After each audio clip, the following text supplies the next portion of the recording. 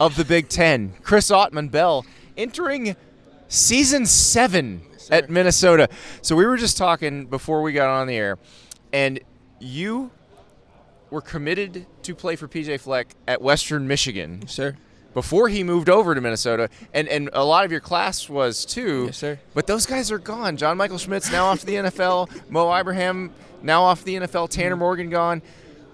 Is it lonely? No, it's not lonely. I still got guys on the team that I love and enjoy company with. But I just always think about, everyone has their own time, and God has timing for everyone else. So I never follow or do anything what anyone else says. I'm just following my own lead, my own road. When freshmen show up and you talk to them, are you like, you were a baby? Yeah, I've told a bunch of freshmen on the team that when I first got to college, you were in like grade school or something, bro. Oh, they were at middle school at the latest. You had a bedtime still with your mom when I first got here in college. So, That's crazy. So, think about how different the game is now, how different the stuff around the game is now.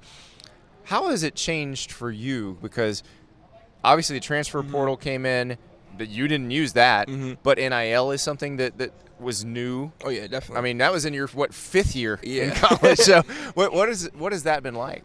For me, I've definitely seen a bunch of things change. I feel like when I first got to college, it was just now turning leaf over from like the two-a-days, like the old practice style.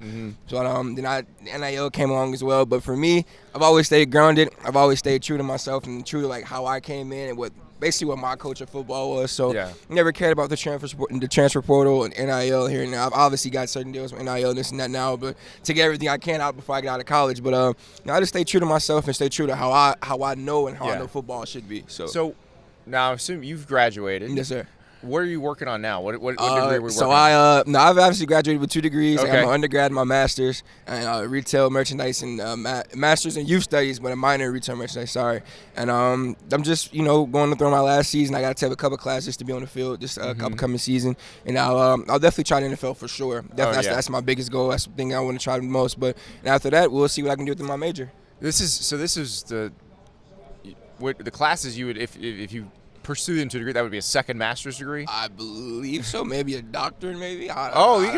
There's been a guy working on a PhD in college football. Brady White, when he was quarterback at Memphis, was working on a PhD. Yeah. So it is doable. I get called doctor a lot, so it's it could be in the works if I wanted to be. So after football, what is it you want to do?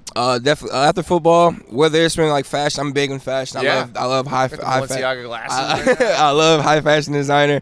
Whether it's that or kids, anything with kids, man. I love kids. I love being able to give back, because when I grew up and how I grew up, I didn't really have much mentors around me or anyone I can look up to. So one of my biggest things when I came to college was I needed to be able to impact all kids, whether they like sports or not. I just want to be able to be a role model and image for all kids. Well, and you can tell them where you came from and what you if you think about how long you've been in college, what you've been able to do.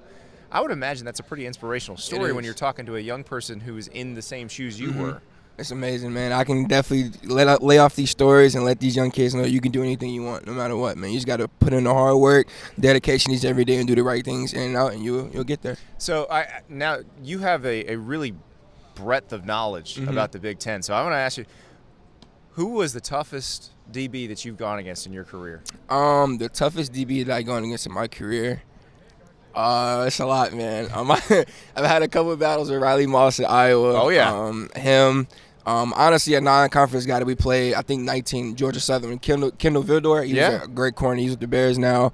And I'd say another one was probably Jeff Okudah from Ohio State. That young we played in 2018. When you're watching the NFL, are you like, played against that dude? Yeah. Played against that dude. Oh, for sure. That dude. I watched my Penn State screen touchdown a lot. And so that was Michael Parsons. So that was another guy. That's right. It's definitely one of the things that you just do as a competitor. If you go to a freshman and say, hey, watch this play, you see that? That's Micah Parsons. Are they like, what? Sometimes. I sometimes watch old film with the younger guys and show them what I did back in the day. Especially with me being on the injury and coming back, it's like I got some things to prove to you guys this fall camp. So. How much do they make fun of you? It's here and there. It's not a lot. I get teased here and there. I was going to say, you've got to be ruling the locker room at this point, right?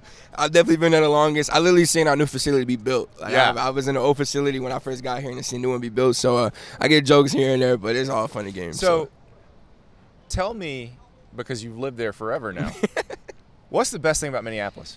The best thing about Minneapolis, I believe, is it being in the city. Most college towns that you go to is really just that college town, and it's just a lot of cow pastures. That's it. And That's it. Minneapolis is great because literally our school is literally on campus in a huge city. Like literally downtown is like 2 minutes away from my house. Oh yeah. So I guess it's a lot to do, good food, great experience to have, great activities to do. So I think the biggest thing and the special thing about Minnesota is just how it's in the city. Now I realize we spent this entire interview talking about how old you are, but you are still a very young person. Exactly. I'm curious, how aware of Prince were you when you moved to Minneapolis? I actually have a Prince tattoo. You have a Prince? I have a Prince tattoo. Is it the symbol? It is a symbol. What, he changed his name to? Yeah. So I have the Prince tattoo. I have to get it finished. I never got to fill it in, but I have it outlined like a little filling. So when did you become? Were you a Prince fan your whole life? I wasn't a Prince fan my whole Okay. life, but once I got here and I knew about the culture and everything, and I started listening to Prince, because Prince is almost like I don't know. I don't want to have any debates or anything, but Prince is kind of like Michael Jackson level when it came to that type of music. No. I don't think that's a debate. Yeah. Okay, cool. He played every instrument Literally. on every album. So I've always thought Prince was like cool. He was swaggy. He was always in purple. He was always doing his thing and making sure his thing was. He was just fresh all the time. So I got a Prince tattoo. That's how that kind of favorite Prince song. Purple Rain. Stuff. Purple Rain. It's got to be. Nothing better than take that. the place of your man. That was a good one too. Darling Nikki, also really good. I just feel like Purple Rain is just like the staple, man. Oh, it's like perfect. That's the one. Because you can vibe out to that. You Once can. When he gets going at the end, he gets the I can't get that high. I would do the impression, but we can't do that. So yeah, that's my favorite. So wow, the Prince. Now you are the ultimate recruiting poster. For the University of Minnesota. 100%. Like, we brought him here, 7 years, 100%. 2 degrees, Prince tattoo. 100%. Autman-Bell, thank you so much. You got it. Appreciate it. You got it.